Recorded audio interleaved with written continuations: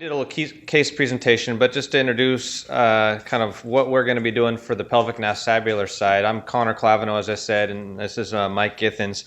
And we're over at Harborview, which sees the kind of majority of pelvic and acetabular trauma in the region. And we kind of thought we'd go over a few things. Obviously, as I said before, some of this will be review for you, or too basic maybe. Some of it may be things that you don't treat or is not practical for you, but hopefully there's a breadth of topics that we go over that will at least benefit you in terms of education and also stimulate some question and answer with us during the labs. And some things that we do, you'll be like, I don't do it that way. I have much more success doing it my way, and that's fine too. Again, this is a sharing of ideas, and if there's anything we can do to help you in your practice, that's the goal here. So in terms of the pelvic surgery and pelvic trauma, Dr. Githens here is going to go over some of the emergency treatment. I'll go over a couple of the surgical approaches, both the approach to the pubic symphysis as well as the anterior approach to the sacroiliac joint.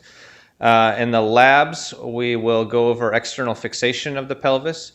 We also have a video on that just to go over that kind of in detail. We'll have an opportunity to plate the pubic symphysis as well as play around with placing some iliosacral screws in the pelvis, okay?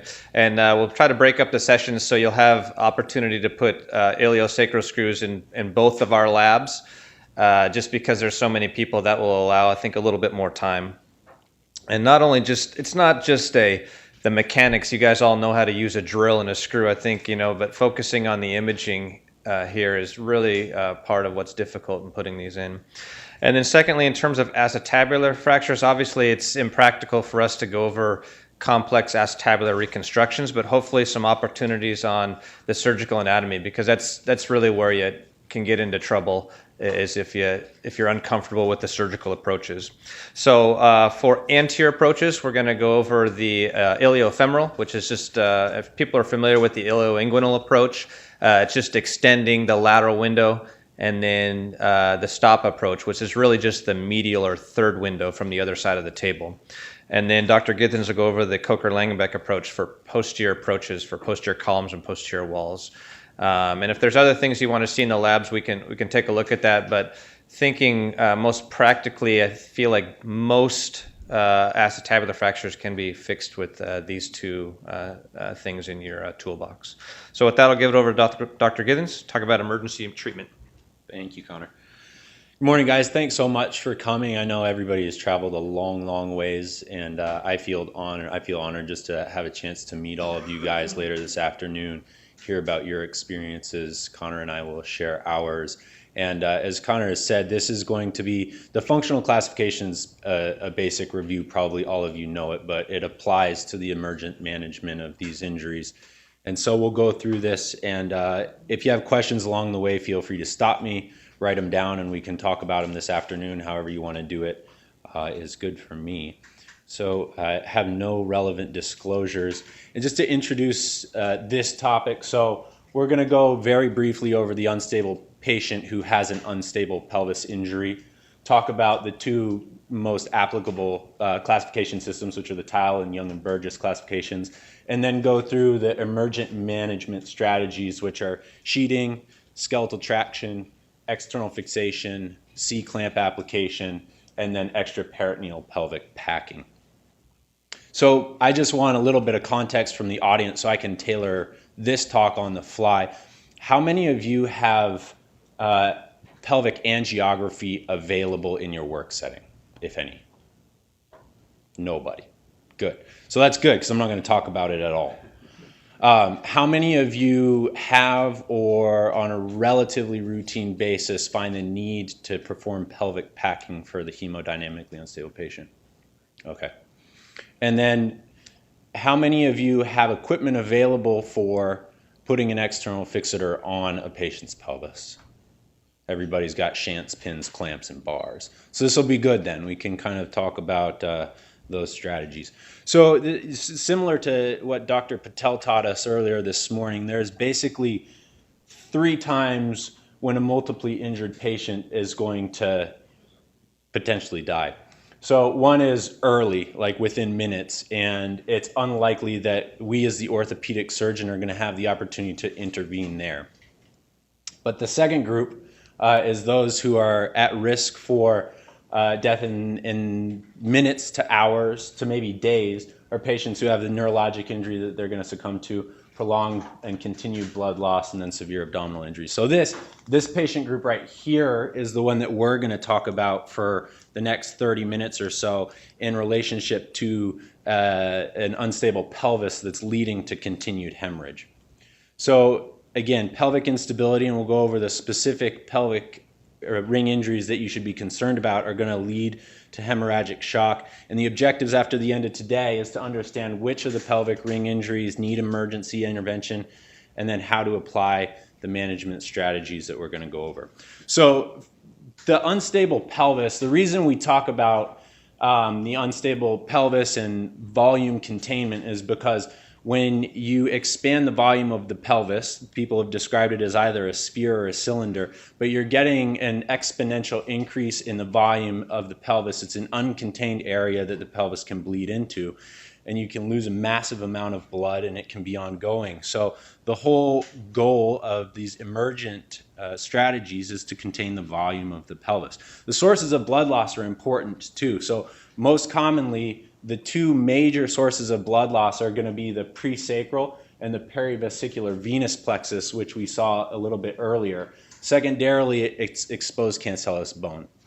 And then rarely and more difficult to deal with is arterial extravasation. It's not as common as the other two, but it can be very, very difficult to control. So that's the setting where if you have angiography, it can be very helpful. If not, there are other strategies to deploy.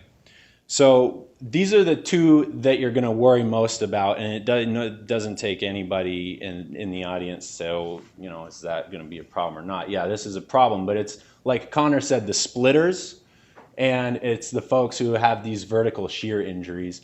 And again, the emergency management technique is going to be volume containment. So first, we're going to go through the functional classifications. Like I said, probably a very basic review for all of you. But the tile classification is predicated on stability, progressive instability of the pelvic ring. And then the Young and Burgess classification is predicated on the mechanism of injury and also speaks to the stability of the pelvic ring. So the tile classification is type A, which is a stable injury, which we are not going to deal with nor discuss today. Type B injuries are those that are unstable in one plane. So that's either rotationally unstable, they have external rotation of a hemipelvis, or they're vertically unstable, they have rotation in the sagittal plane of the hemipelvis. And then the type C are the ones that, again, we're going to worry about and potentially intervene on earlier than these other ones. And these are ones that are completely unstable in multiple planes, vertical translation, rotation in both the coronal and sagittal planes. The Young and Burgess classification is, as we discussed, mechanistically based. And I think Conor does a really nice job of describing these based on sort of simplifying the mechanism. But the APCs, or the open book, or the splitters, are the ones who have external rotation of one or both hemipelvises. The lateral compressions are the ones who have had a blow from the side and they have a compressed injury on one hemipelvis, and perhaps the LC3 is the worst, have an APC sort of injury on the other side, and we call that the windswept pelvis. There's the vertical shears, and then there's those with the combined mechanisms. So the APC one, as described classically, is the one where you have injury to the pubic symphysis, less than 2 centimeters of diastasis, and then injury to the anterior SI ligaments. The posterior ligamentous complex remains intact. The APC2s, and again, this is a spectrum, right? This is not 3 boxes. There's a spectrum of ligamentous injury across all of these. But the APC2 is one in which you have injury to the symphysis, some degree of injury to the pelvic floor, the sacrospinous and the sacrotuberous ligaments, and then the anterior ligaments of the SI joint. And then the APC3s, the one that we really worry about, are the ones that also have disruption of the posterior ligamentous complex, so that you have essentially a hemipelvis that is free of the axial skeleton. And those are the ones that are really the volume expanding injuries. So clearly we're going to worry about this one. and we're going to deploy multiple methods of emergency treatment in order to stabilize this patient. We're going to put a sheet on him. We're going to place an external fixator and perhaps perform pelvic packing if needed. We'll go through each one of those things. So the lateral compression injuries are the ones where you get a blow from the side, and the LC1 may or may not be an unstable injury requiring surgical treatment, but typically is not one that's going to render the patient hemodynamically unstable. So these are the ones that have some injury to the anterior rings, rami fractures, typically on the ipsilateral side as the anterior sacral compression fracture. The LC2s have a posterior sacroiliac fracture dislocation associated with their anterior ring injury. And then the LC3 injuries, and Conor talked about these a little bit at the beginning of, or in his case presentation. These are the ones where you'll see either an LC1 or an LC2 pattern on one side, and you may see a injured or dislocated SI joint on the contralateral side, a windswept pelvis. Sometimes this is obvious. Other times this injury over here is not obvious at all, and you don't discover this until you're in the operating room, and that's where the stress exam of that hemipelvis is really important. Anytime you see an LC2 or a high energy LC1, you have to be thinking about injury to the contralateral SI joint. So as I have hit upon, the LC injuries can certainly be ones that need an operation, but are less commonly ones that are associated with hemorrhagic shock. And that's because the pelvic volume isn't typically expanded much with these injuries.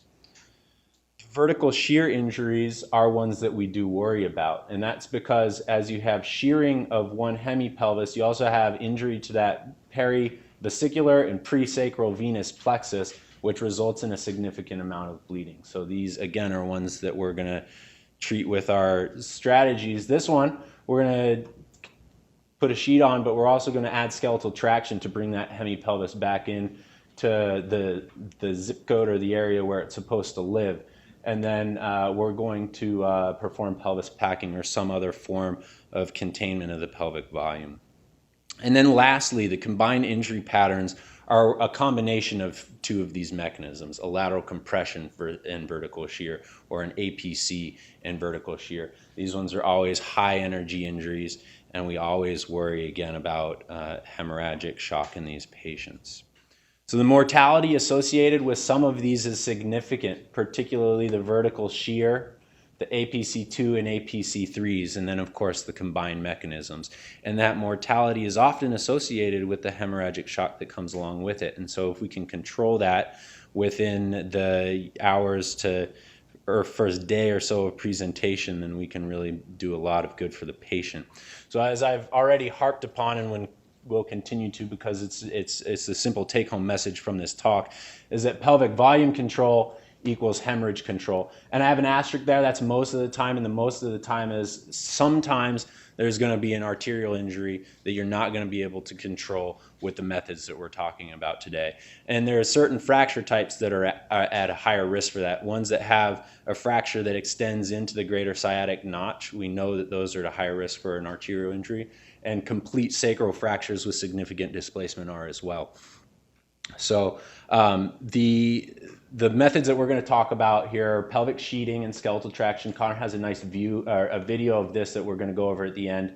External fixation and two different methods to achieve that. C-clamp application, extraperitoneal pelvic packing. And I was considering talking about angiography, but since we don't really have that as an option for you all, and there's probably no institutional protocols that you work with, we'll not bring that into the discussion. So the first intervention that you can provide for these patients is really, really simple and really effective, and that's applying a sheet. So the nice thing about a sheet is this is universally available equipment. It's very inexpensive, and the method of applying it is quick and it's simple. And so any of these patients who have the externally rotated hemipelvis, all you're going to do is apply a sheet and close down the pelvis, and it can be very, very effective. There are several cautions to be taken with use of sheets, and one is the skin problems associated with it. So sometimes you'll have a sheet on for 6 hours, and that's not a problem. But if you have a patient who remains in a sheet for 2 days, you're going to have to check the skin because any wrinkles, clamps can cause significant skin problems that can then interfere with your planned surgical approaches. So while it's simple and it's safe, you have to be mindful of the skin. So this is the basic steps for applying a sheet. The first thing is to do it well, you need 3 people to help. And so it's going to go sequentially 1, 2, 3, 4. Patient supine with a sheet underneath them. You're going to need enough sheet on both sides so that you can wrap it around the front of the patient. And you have 2 people who are wrapping the patient, 1 on each side. So you have the longer limb of the sheet, you bring it up and over, and you have your first man here, or woman, pulling tension on that sheet. You have a second person pulling the other limb across, and then you have a third person who is the clamper. And it's important to have 3 people if you can, because each person needs to pay attention to only their job. It's typically kind of a chaotic scene, and so it's simplified if you have 3 people each with a job assigned to them. The clamps, you try to keep them off of the skin if you can, and again, you need to check them frequently. It should only take about 30 seconds to apply a sheet. So this is a patient who has an APC3 type of injury as well as an ipsilateral hip dislocation. Of course, that needs to be reduced, but the application of the sheet, you can see, is very, very effective in closing down the volume of the pelvis. Now this is a contained space which should tampen on that bleeding if it's venous as we expect it to be. So the wonderful thing about a sheet is that it's easy, it allows easy access for vascular intervention, as well as if you want to put an X-fix on, SI screws or a C-clamp, all just by cutting holes in the sheet. So this is a nice technique article that gives really, really good images showing that you can just cut a hole out of the sheet to allow access to the great vessels if you need, or access to the anterior as well as the posterior pelvic ring for application of external fixation, or for your SI screws, or for a C-clamp. So the sheet is very simple, it's very effective, but there's some wrong ways to do it. So this is one example. There's several reasons why we don't like this, right? One is you have a knot here. This knot is very, very static. You can't really get a great compression through a knot. So by having 2 people pull the sheet across the body and clamp it, you can get very, very good compression, and that can be adjusted and retensioned.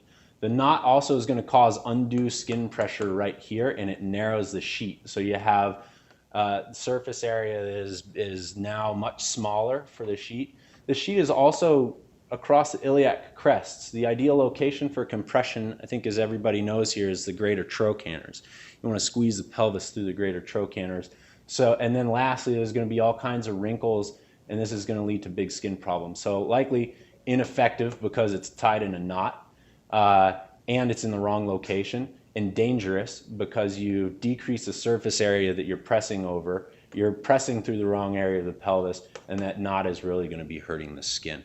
So you want a broad surface area with it focused over the greater trochanters and clamped so that you can adjust it if need be. Here's another wrong way. So this patient has a sheet on. It's clamped like we've talked about, but the legs are splayed wide open.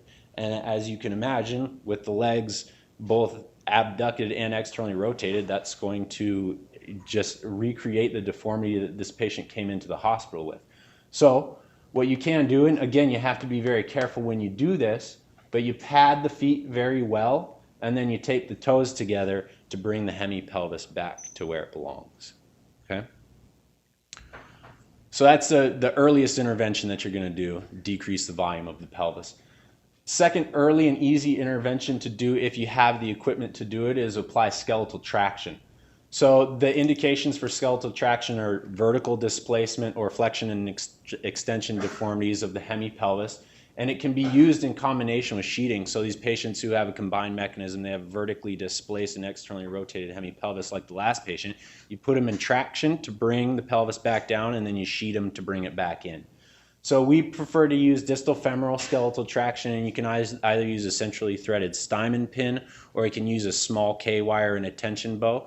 But the concept is the same. You're going to apply somewhere between 20 and 30 pounds of skeletal traction to bring the hemipelvis back to where it belongs. And the pin can be placed in the distal femur. And we can talk more about that if you want during the labs. So the next thing to discuss is external fixation. The indications are a mechanically unstable pelvis. We use it for deformity correction both early as well as a tool during definitive surgical treatment for some of these injuries. It can in and of itself be definitive surgical treatment if there are reasons that you don't want to make incisions on the patient. And it can be used in concert with pelvis packing. So there's many relative contraindications to pelvic external fixation. One of the things that's really going to deter you or prevent you from being able to do it successfully is if they have iliac wing fractures. For fractures in the corridor where you're going to put your pins, it makes it impossible for the external fixator to be effective. Now, the two different types of external fixators that we're going to go over today are iliac crest pins and AIIS pins, both which have their own advantages and disadvantages. So iliac crest pins are placed in the gluteus tubercle, and the advantage is it can be performed without intraoperative imaging, and it's quick. The disadvantages, though, is biomechanically it's not as effective as the AIIS pins. It's not ideal for deformity correction. The vector that those pins are in is just not as conducive to deformity correction. And you're going to end up with a less rigid construct because, as you'll see, you're going to have pins coming out of the crest and you're going to have multiple joints in your external fixator. So it's more difficult to get a rigid frame on the patients with AIIS pins. Or I'm sorry, iliac crest pins. So the way these pins should be put in, and the AO website has excellent pictures that I would refer you guys to, but the ASIS is here. Approximately 15 to 20 millimeters back, you access the gluteus pillar. That's a thickened area of the crest where you can access good bone and stay between the tables. So you're going to go 2 centimeters or so back. You can palpate that thick area on thin patients, make an incision, and then insert these pins. Now, obviously, ideally, you're going to be in between the tables the entire way. It's much easier to do this if you have imaging available, but these pins can safely be put in experienced hands without fluoroscopy. So this is a fluoroscopic view. This is an obturator outlet. So you're rolling your machine over the patient and then an outlet view in order to look down the inner and outer table to know that your pin is going right between the inner and outer table. This is what the final construct is going to look like. So you've got 2 pins in either crest, you've got bars coming up to the front. And as you can imagine, this vector isn't really, the pin vector isn't conducive to reducing the pelvis as you'll see the C-clamp is and the AIIS pins are. So the AIIS pins are advantageous because it's more biomechanically sound. It's more effective for deformity correction. You're going to get a more stable construct, and the patients can sit up with this frame if you apply it correctly. So patients can wear these frames. We have them, 6, 8, 10 weeks, sometimes 12 weeks, or until the pins loosen or we have problems with the pins. The disadvantage, though, is that you absolutely need to have intraoperative imaging because these pins aberrantly placed can be very dangerous. And we'll spend a bit of time this afternoon going over the imaging that you need in order to safely put these in, but I'll give a little bit of a primer here. So there's 2 working views for putting these pins in. Some people will give you 3. I think that 2 are sufficient to put these pins in. One is the obturator inlet view. We also call that the rollover inlet. So you're rolling the machine over the patient and you're getting a bit of an inlet view. Now, there's no exact number as far as how much you need to roll over and how much inlet you need because every patient's anatomy is going to be different and you're dealing with a deformed pelvis. So in an intact pelvis, you're going to roll over somewhere between 30 and 45 degrees. But if the hemipelvis is externally rotated another 20 degrees, then you're going to have to roll your machine way over. So these are just ballpark numbers as far as how to get you there. And then you're going to use the iliac oblique view as well. Both of these views are important to get before you start drilling because this is where you're going to get the start site. So on the obturator view, you can see the AIIS outline really nicely there. This is going to tell you your trajectory from medial to lateral as well as whether or not you're starting too far medial lateral. And then your iliac oblique view, your roll back view, is going to give you that nice view of the iliac crest. You're going to see the notch over here, which is very important to see. You're going to see your start site in relationship to the hip joint. And I think this is a really nice view to get your initial starting site on. So this is a blown up view of the AIIS. A couple important things. One, the hip capsule is here. If you bring your pin down here, you're going to be in the hip joint. You're going to have pins there for an extended period of time. It's going to put them at risk for septic arthritis of the hip. So you're always going to stay at least a centimeter above. Okay? And your initial start site, if your drill is right on the tip of the AIIS, that means that you're not medial, you're not lateral, you're right on the tip of it. So this is a really, really good indicator of a good start site here. So you can start with the iliac oblique view, and then you can go over to your obturator outlet view and use both of these views as you go to drill and advance your pins.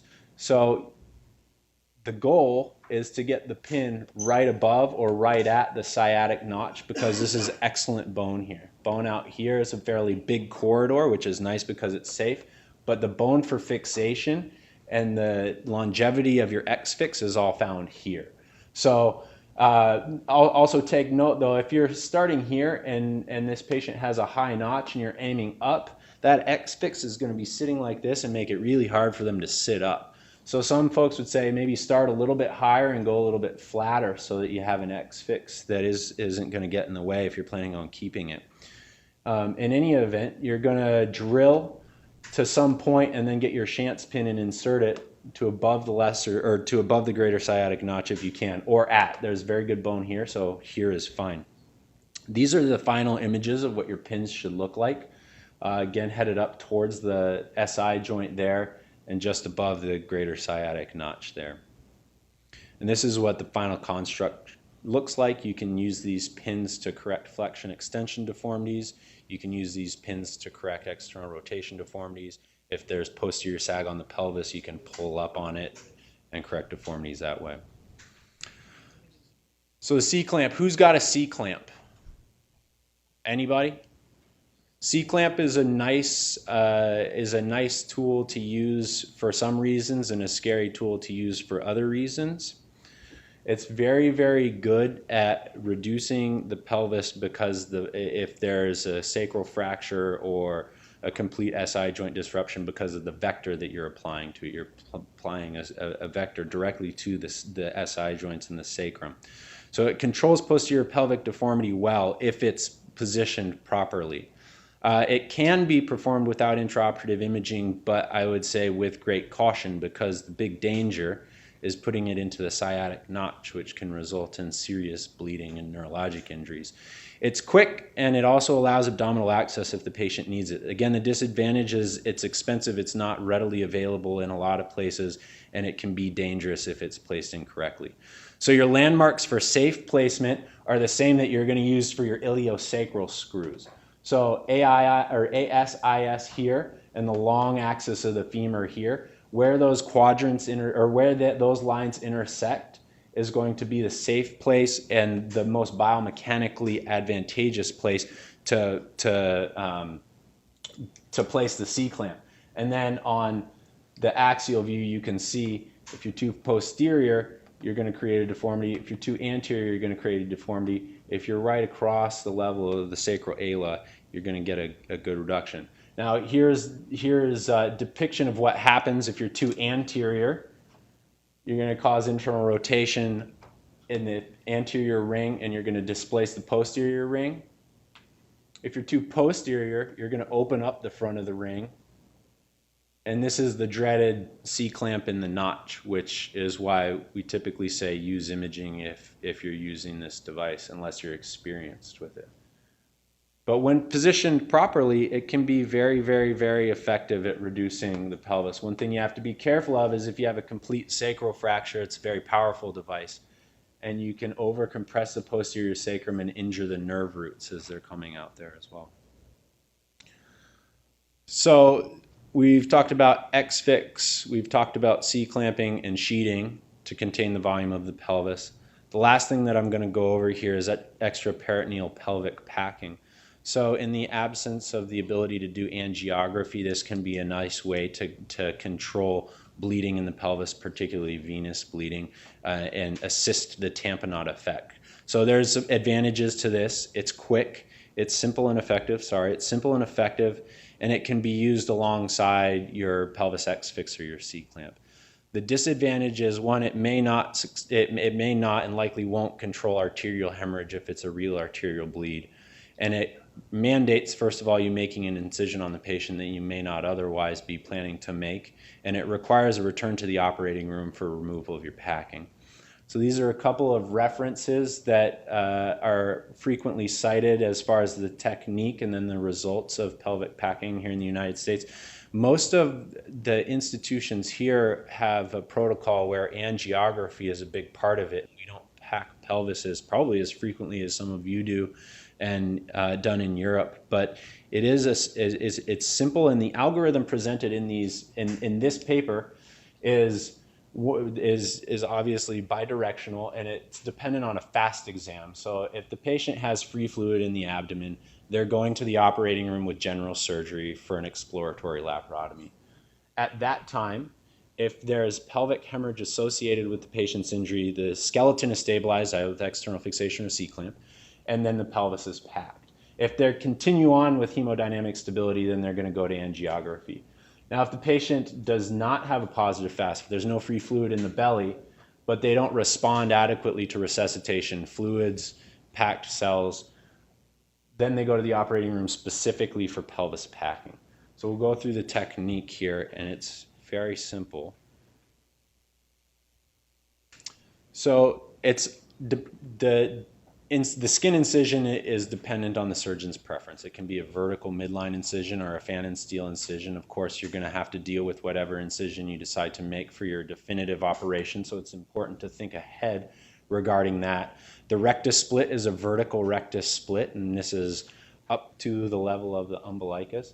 And then typically there's a great deal of dissection already done for you. The rectus heads are avulsed, and there's a big space there to work, but you bluntly dissect around the bladder. You retract the bladder out of the way. The first sponge goes just directly anterior to the SI joint. The second sponge goes below the pelvic brim right in front of this one, and the last sponge goes just anterior to the bladder in the space of Retzius. And you do the same thing on the other side. So you have 6 sponges in there. You know where you put every single one of them. And then the important step is you close the fascia. So now you've really decreased the volume of the pelvis. And of course, you have to return to the operating room for removing them. So these are the images again from that article showing the approach and then where the sponges should be placed. So in summary, volume expanding pelvic ring injuries are life-threatening sometimes. Sometimes there's something that we can do early, and we've gone through the different methods. We worry particularly about the APC3 injuries, the vertical shears, and the combined mechanisms. And the early interventions that we provide can save a life. So sheet first if it's appropriate. The lateral compression injuries probably don't want a sheet because the mechanism of injury is lateral compression. So those are the ones that typically are treated in skeletal traction. But APCs and vertical shears get sheets plus or minus traction. And then external fixator or C-clamp to give a little bit more definitive stability to the pelvis, and then pelvis packing if need be to control the hemorrhage. In summary, it's all about volume control. Thank you. You guys have questions?